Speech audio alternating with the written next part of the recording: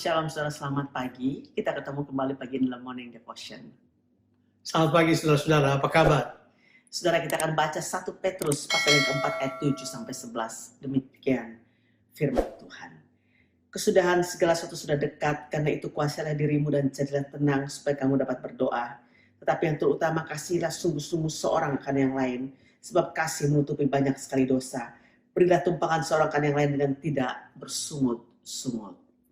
Layanilah seorang akan yang lain sesuai dengan karunia yang telah diperoleh tiap-tiap orang sebagai pengurus yang baik dari kasih karunia Allah.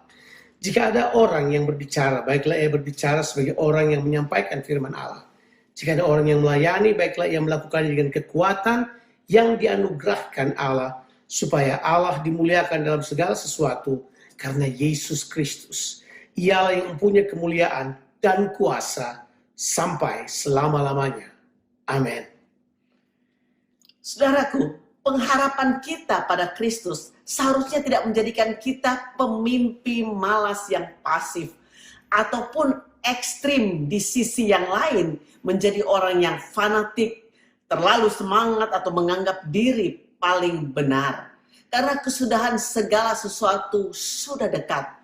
Merupakan kalimat pengharapan bahwa Yesus akan datang kembali. Ini adalah perspektif yang baik supaya kita tetap hidup dalam kesadaran. Harapan tersebut, saudaraku, menjadikan kita dapat menguasai diri supaya kita menjadi tenang, supaya kita bisa berdoa. Arti kata kuasailah dirimu artinya berpikiran jernih, siuman dan juga terjaga, dan berdoa bagi orang-orang percaya yang lain. Nah, memang benar bahwa Petrus mengharapkan kita punya pikiran yang jernih di sini. Pikiran yang jernih supaya kita dapat berpikir seperti Kristus berpikir dan kemudian mulai bertindak untuk melayani orang-orang percaya. Ada beberapa hal yang dia tawarkan buat kita. Dia berkata buat kita begini, bahwa kita harus bukan cuma berdoa, tapi harus saling mengasihi. Itu kata yang jelas. Dia kemudian kasihlah sungguh-sungguh seorang akan yang lain.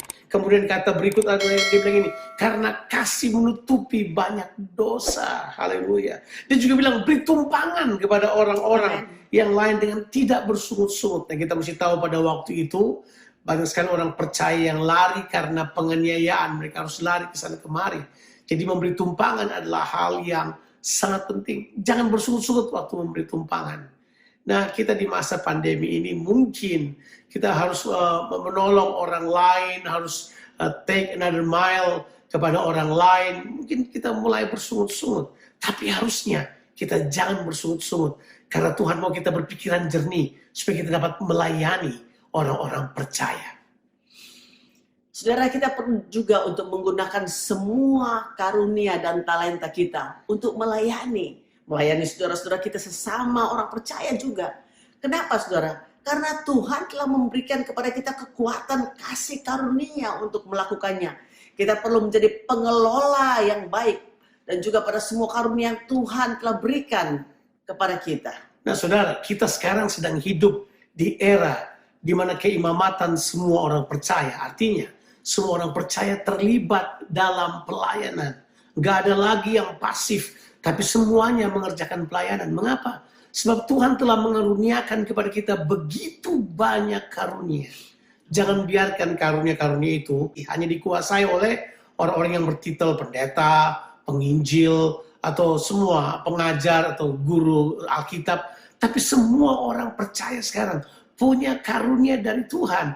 Tuhan mampukan kita untuk dapat saling melayani, saling mendorong untuk mengerjakan pekerjaan-pekerjaan yang baik, yang memang Tuhan sudah berikan buat kita. Bahkan dia berkata begini, kalaupun kamu berbicaralah sebagai seorang yang menyampaikan firman Tuhan. Isi saya tadi katakan bahwa kita perlu menjadi pengelola karunia-karunia Tuhan yang baik. Bagaimana cara mengelolanya? Menjalankannya untuk melayani orang lain. Ya, saudara, mari dengan pengharapan yang kita miliki, kita layani orang-orang percaya yang lain dengan karunia yang Tuhan berikan kepada kita. Saudaraku, kembangkan karunia yang Tuhan berikan. Jangan pendam itu, saudara. Untuk kita pakai sungguh-sungguh, karena waktu-waktu ini waktu yang sangat singkat. Tuhan Yesus berkati saudara. Amin.